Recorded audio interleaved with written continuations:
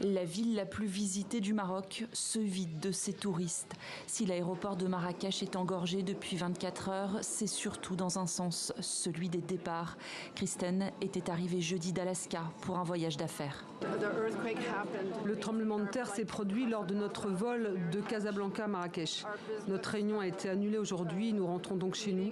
Mais je pense qu'il vaut mieux rentrer chez soi et aider par des dons plutôt que de rester ici et être un fardeau.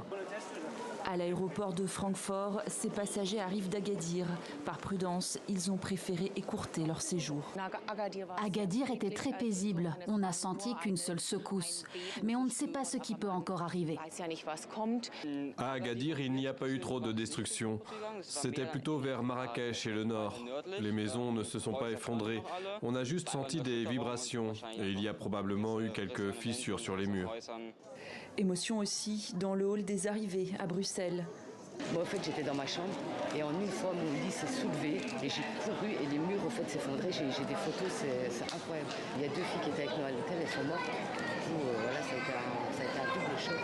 À Orly, à Paris, le soulagement, mais aussi la tristesse pour ces binationaux qui laissent de la famille au Maroc. Nos parents, qui sont à Marrakech, moi, et j'arrivais pas à les joindre. Donc on a un moment de panique et puis on se dit que notre heure est arrivée en fait. Air France annonce la mise en place de mesures commerciales pour ses clients. De leur côté, les opérateurs français sont appelés à faire preuve de souplesse après le séisme meurtrier au Maroc.